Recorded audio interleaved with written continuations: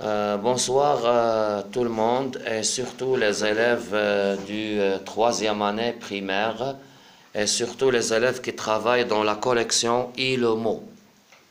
ILOMO. Les élèves qui travaillent dans cette collection, vous avez dans la page 16 un texte intitulé Le stylo magique. Donc le titre, Le stylo magique, et la photo montre qu'il y a un enfant devant le bureau de la maîtresse qui tient un stylo. Peut-être il va le voler ou je ne sais pas.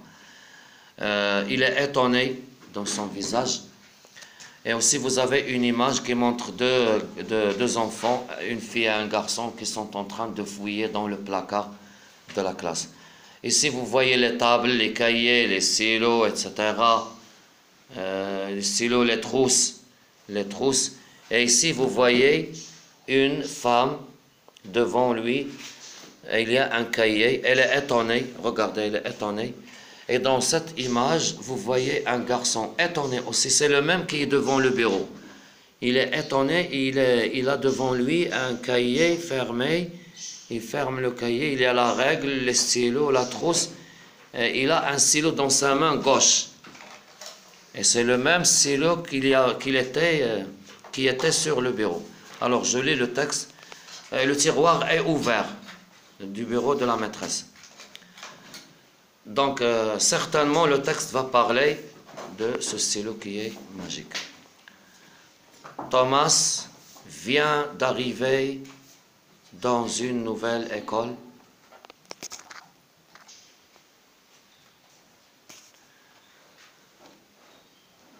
Thomas vient d'arriver dans une nouvelle école. Tous les enfants de sa classe font partie d'un club, le club des secrets, sauf lui, parce qu'il n'a pas d'assez bonnes notes. Du moins, c'est ce qu'il lui a dit Grégoire, le chef du club. Mais Thomas a une idée. De toute manière, j'ai trouvé une idée géniale. Si ça marche, je n'aurai plus besoin qu'on m'aide, ni Patricia, ni personne d'autre. Jamais. J'ai décidé de voler le stylo de la maîtresse. J'ai remarqué qu'avec ce stylo, la maîtresse ne fait jamais aucune faute.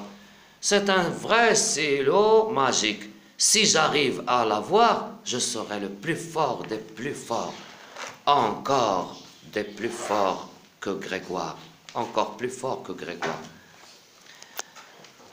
La maîtresse est dans le couloir à surveiller que tout le monde accroche bien son manteau au porte-manteau.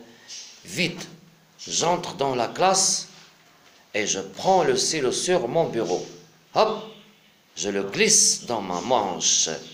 C'est drôlement facile, finalement. Quand la maîtresse s'installe à sa place, elle dit « Je ne trouve plus mon bic noir ». Elle a l'air embêtée. J'ai chaud. Tout à coup, je dois être tout rouge. Des gouttes de sueur commencent à me dégouliner partout. Ma respiration s'arrête. Mais j'ai surtout le cœur qui bat fort, tellement fort que j'ai l'impression qu'on l'entend à l'autre bout de la classe. Heureusement, la maîtresse ne me regarde pas, sinon elle verrait bien que c'est moi le coupable. Elle dit simplement « Ce n'est pas grave, vous allez faire une dictée. » Ouf, mon corps se calme et je reprends une respiration normale.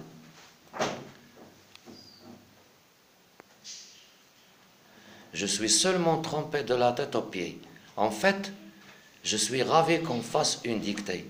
Je vais pouvoir utiliser les effets magiques de mon stylo et montrer que je suis le meilleur. Quand je sors le stylo de la manche avec mes mains moites, Grégoire me regarde avec des yeux admiratifs.